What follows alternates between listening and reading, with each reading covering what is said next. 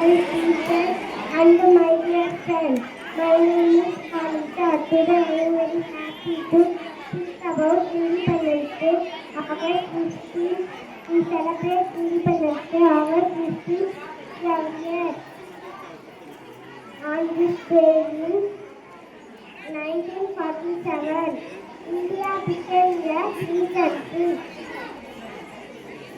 We got freedom from British rule. Our great leaders like Gandhiji, Nehruji, and Subhash Chandra Bose fought bravely for our country. Of them,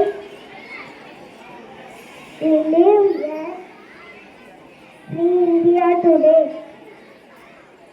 We should return remembrance day. We must love our country